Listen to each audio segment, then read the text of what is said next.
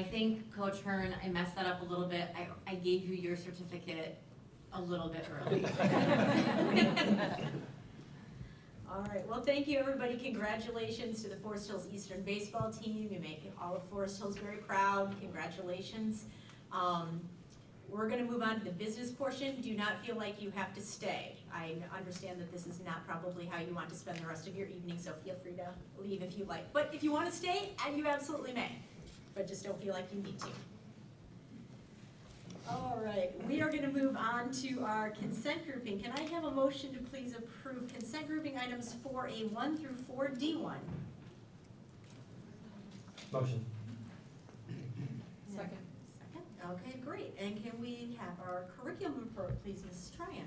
Yes, so we had a pretty lengthy presentation about the Forest Hills Northern Middle School construction project, and that was fantastic. I don't know, Dr. Machado, if you're gonna cover much of that in your report for finance? I'm planning on it. Okay, then I will just, Okay. we had that presentation, it was amazing. And then in terms of the actual curriculum portion of the meeting, we did hear from Kim Van Antwerp and one of our school nurses about the Kids Have Rights curriculum that the district is seeking approval for. This curriculum has, I would say, sort of been in use already for many, many years in the district. In fact, it's kind of like jogged a memory, and I found, this is my son's folder of it from I think 2 years ago. And I know my daughter did it as well. So it's been around for quite a while, but the district is seeking to officially adopt it and then be able to do it with much more fidelity and have access to the full program versus the bits and pieces that we've been using up until this point. It's a curriculum that aims to provide body safety education to our kindergarten through 4th grade students. It is evidence-based and includes best practices in prevention of abuse. So there are 4 main goals of this curriculum. So body safety rights, identification of safe adults, safe touch, and when and how to get help from a safe adult. It aligns with Michigan health standards, and the district is looking to have us do a 30-day review in order to adapt the program in its entirety, like I just said a minute ago. Currently, this program partners with 18 other public school districts in Kent County, along with some private and charter schools. Like all of our programs, parents have the option to opt out of it if they want to. The counselors have already been doing this, like I said, for many, many years, so a lot of this will not even feel new. And we are gonna do a 30-day review on this and vote on this in our September meeting. And then lastly, the 30-day review for our everyday math materials that actually started in June, but then we broke for July, that is up now. And so this is a digital subscription to support students' day-to-day math instruction for our 1st through 5th grade students. And this will support 160 different classrooms, and we are receiving a discount for a 3-year purchase of this subscription. And again, this is not new. We've been using everyday math for many years now. And then just kind of some highlights. On July 16th, there was the Pages and Popsicles event, and the district gave out 500 books to our young students. That was very well attended, so that was a fantastic event that I'm sure will be repeated in the coming years. And yeah, I think that's all for right now.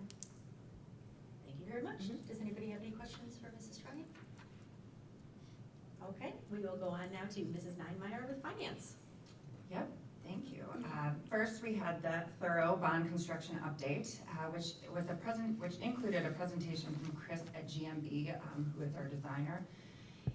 He highlighted the design plans for Northern Hills Middle School, and it is quite impressive the process that takes place before this point. They start with a vision of the project to really get that all-encompassing vision to define what they're gonna do. They meet with many different stakeholders within the building and with admin, teachers, to really define what that vision should be and what they want for that end goal. The vision for this project is to transform the building into a space that reflects and elevates Northern Middle High culture.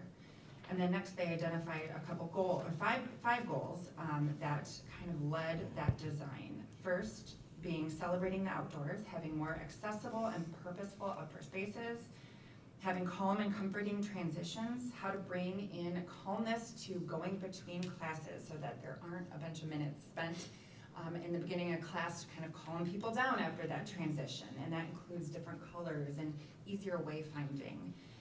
Cohesive environment, not having these separate spokes down to each hallway, but really to have that inclusive feel for the entire environment. Having a welcome and open entry, really brighter, safer spaces, more viewpoints, and then seamless collaboration, so more spaces to collaborate without having to move far within the building. So those are kind of the 5 leading goals that they had with this design.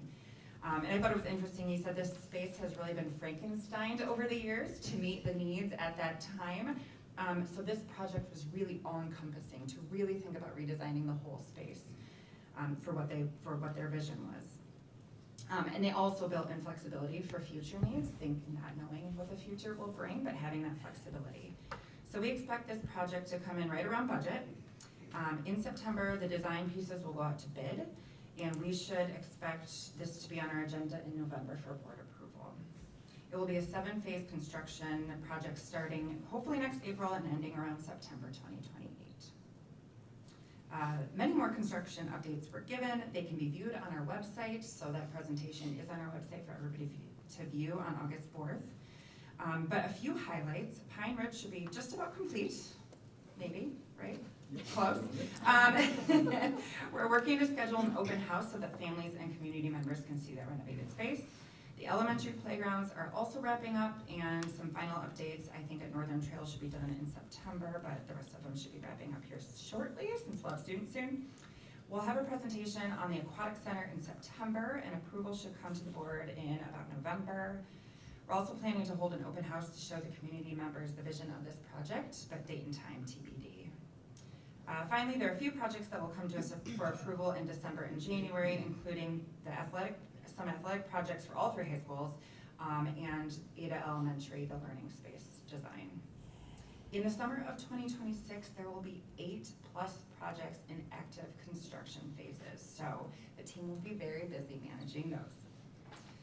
All right, that was the construction update. Next, we had a budget update, which really hasn't changed because nothing has changed at the government level. So we still have no action from the state of finalizing their budget, but the next meeting is August 12th. So hopefully they'll have some movement there, but therefore assumptions remain the same. As a reminder, the current budget has us eating into our fund balance by $8.4 million, and we expect to end the year with a 10.77 fund balance. That's 2 expenses. Next, the 2024-2025 school year financials are being completed about now for the audit, and our auditors will be on site next week, so that will be fun. And for business items that are on our agenda. So first, we plan to spend $160,000 out of the general fund for paper for the 2025-2026 school year through our REMC co-op, which allows us to enjoy competitive pricing while complying with state purchasing laws. We plan to spend an amount not to exceed $40,151 out of the 2023 capital projects for media center shelving at Pine Ridge. That's part of their construction project that's wrapping up. And we went through our Omnia co-op for that bidding process. Third, we plan to spend an amount not to exceed $350,000 from the general fund for diesel fuel for the 25-26 school year. This is something we approve every August. The pricing will be determined on the day of purchase, and we have 5 different vendors that we ask for pricing, and we go with the lowest on the day of pricing. For reference, in 2024-2025, we spent $263,000. The year before that, $307,000, and the year before that, $405,000. So $350,000 is roughly in the middle, and we are being a little conservative due to the volatility we continue to see in the energy market. Finally, we have $81,646.15 to reimburse Kent County for property taxes, which is based on reassessment of property values. The last thing for our business is from the curriculum update. We plan to spend an amount not to exceed $178,200 out of the general fund for that 3-year subscription for everyday math. have. Any questions? All right, thank you very much, appreciate it. Is there any discussion or questions, anything else come up on consent agenda? All right, can we do a roll call vote then, please? Dr. Majoi? Yes. Mrs. Commode? Yes. Ms. DeVore? Yes. Mr. Colley? Yes. Ms. Strang? Yes. Dr. Felsen? Yes. Ms. Steinmeier, yes.